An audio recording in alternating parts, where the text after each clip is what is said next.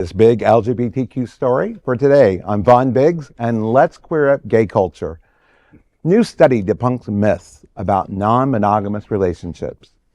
Discussions about non-monogamy have surged online in recent years, thanks to hookup apps like Field that make exploring the lifestyle easier. But as interest grows, so does the backlash.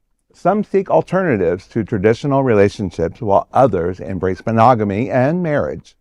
Even Field, in research within Kinsey Institute, found that young adults still fantasize about monogamy. However, new research published in the Journal of Sex Research challenges the assumption that monogamous relationships are superior. The analysis of 35 studies involving over 24,000 people worldwide found no significant differences in relationship or sexual satisfaction between monogamous and non-monogamous people. The study, led by Joel Anderson, an associate professor at La Trobe University's Australian Research Centre in Sexuality, Health and Society, highlights how stereotypes shape perceptions of relationship styles. Anderson said in a press release, quote, "This widespread belief that we term as the monogamy-superiority myth is often reinforced by stereotypes and media narratives."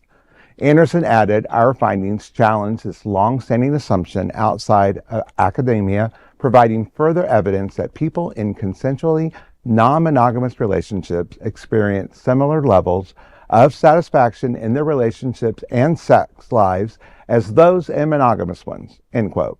However, the study's findings come with limitations. The data is self-reported, which can lead to biased responses. Additionally, reliance on online sampling may reduce representativeness. Despite this, alternative relationship styles continue to thrive, and discussions about them are here to stay. Well, for someone like me, I've been on both sides of the fence with this. So I've been in monogamy, and I've been in a polyamory relationship and open relationships. And for me, the key of everything is always communication. And I have found that. And, I will tout a book that I love and I have told people to read for many years. Even the therapist I used to go see ended up recommending it to his clients, and that is The Ethical Slut. Is a wonderful book on a history and about sexuality.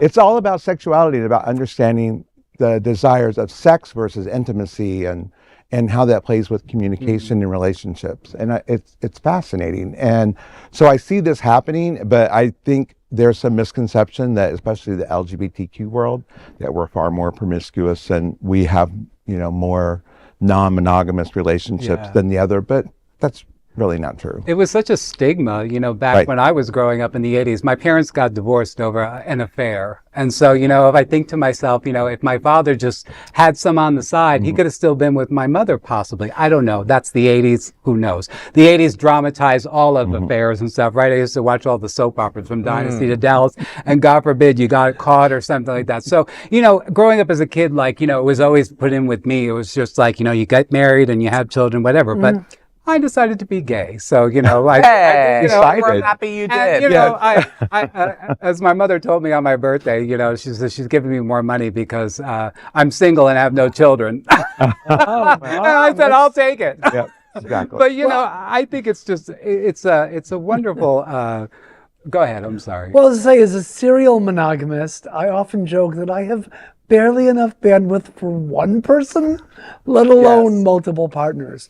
But good on those who have been able to make that work for them. Bravo.